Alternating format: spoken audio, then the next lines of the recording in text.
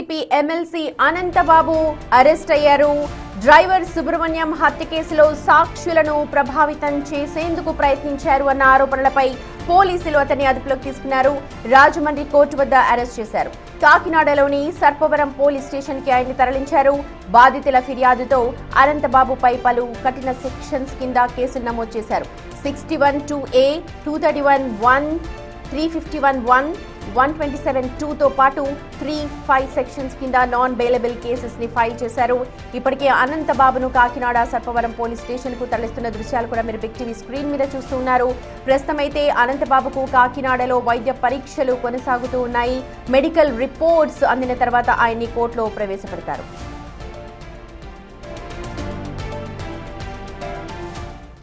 వీధి సుబ్రహ్మణ్యాన్ని అతి కిరాతకంగా హత్య చేసి డోర్ డెలివరీ చేశారనే నేరాపణ మీద అనంతబాబు అతని భార్య లక్ష్మీదుర్గ గారు విచారణ ఎదుర్కొంటూ ఉన్నారు.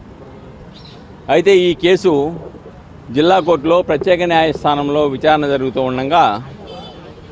విచారణ జరగడానికి సిద్ధంగా ఉండగా ఆ సాక్షుల్ని కాకినాడలో ప్రభావితం చేయడానికి, భయపెట్టడానికి, తప్పుడు సాక్ష్యం చెప్పడానికి, అలాగనే ఒక్కొక్కరికి ₹1,00,000 చొప్పున క్యాష్ను ఇచ్చేసి బలవంతాన్ని ఇచ్చేసి చెప్పకపోతే తీసుకోకపోతే మిమ్మల్ని చంపేస్తామని బెదిరించారని వాళ్ళు ఫిర్యాదు ఇచ్చారు సర్పవరంలో.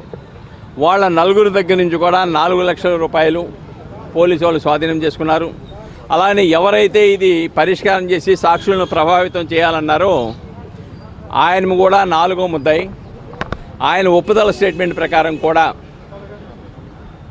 ఆయనకు కూడా ₹1,00,000 ఇస్తామని 25,000 ఇచ్చారు. ఆ 25,000 కూడా ఒప్పుదల స్టేట్మెంట్ ప్రకారం 25,000 కూడా స్వాధీనం చేసుకున్నారు. ఇదంతా అయిన తర్వాత అనంతబాబు గారిని A1 మొదటి ముద్దాయిగా పెట్టి మరొక 4 మీద కేసు నమోదు చేశారు. ఆ కేసు నమోదు చేసి దాని మీద అరెస్ట్ చేయడానికి వెళ్తే ఆయన పారిపోయాడు. తర్వాత ఈరోజు వీధి సుబ్రహ్మణ్యం కేసు ఏదైతే ఉందో అది ఇక్కడ విచారణ జరుగుతోంది. ఈ విచారణలో ఈయన దొడ్డిదారిని వచ్చాడు. వచ్చిన తర్వాత వాయిదా పడిపోయిన తర్వాత సర్పవరం ఏదైతే కేసు నమోదు చేశారో సాక్షులను బెదిరించారని, వీధి సుబ్రహ్మణ్యం హత్య కేసులో సాక్ష్యం చెప్పొద్దని ఏదైతే బెదిరించారో ఆ బెదిరించిన దానిలో ఆ కేసులో అరెస్ట్ చేయడానికి వచ్చారు. వాయిదా పడిపోయిన తర్వాత ఆయన బయటకు వస్తే అరెస్ట్ చేస్తారని అక్కడే ఉన్నాడు. చివరికి ఇప్పుడు బయటకు వచ్చారు.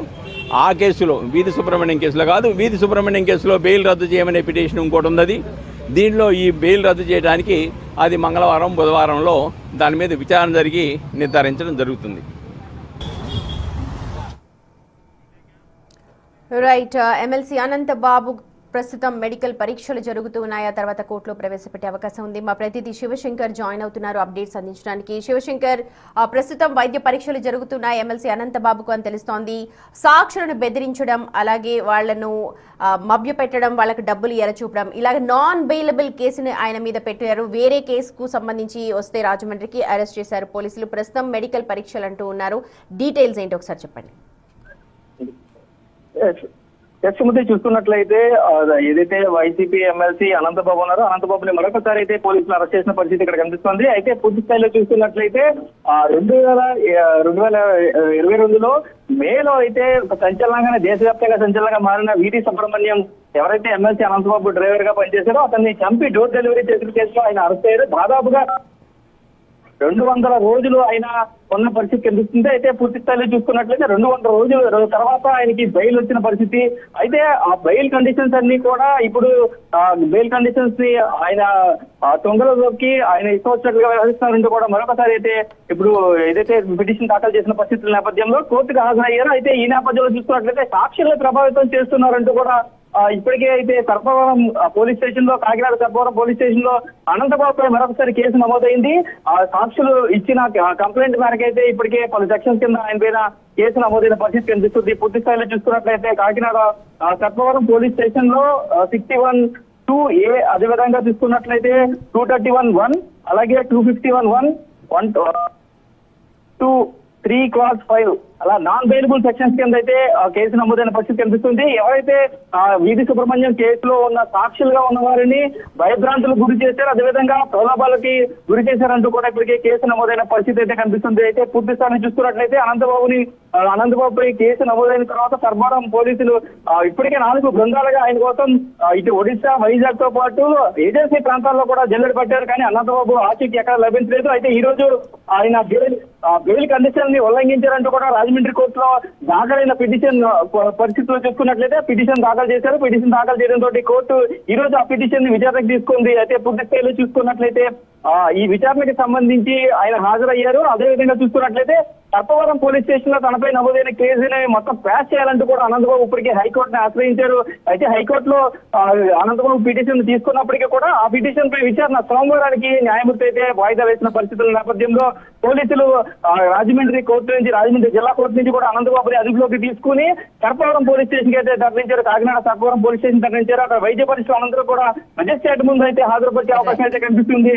అయితే సాక్షుల్ని ప్రభావితం చేయడంతో పాటు వాళ్ళని చంపేస్తానంటూ కూడా బెదిరించారంటూ కూడా కంప్లైంట్ లో పేర్కోవడం, ఇదంతా కూడా మళ్ళీ మరొకసారి అనంతబాబు రెండోసారి వీధి సుబ్రహ్మణ్యం కేసులోనే రెండోసారి అనంతబాబు అరెస్ట్ కావడం ఇంత కూడా మరొకసారి సంచలనంగా వాదిందని చెప్పాలి. ఇప్పటికే ఉమ్మడి తూర్పుగోదావరి జిల్లా వ్యాప్తంగా కూడా పూర్తి స్థాయిలో దళిత సంఘాలని ఆందోళన చేపట్టిన పరిస్థితి చూసుకొచ్చి నిన్నంతా కూడా అన్ని నియోజకవర్గాల్లో కూడా దళిత సంఘ నాయకులందరూ కూడా అంబేద్కర్ విగ్రహం వద్ద నిరసన తెలియజేశారు.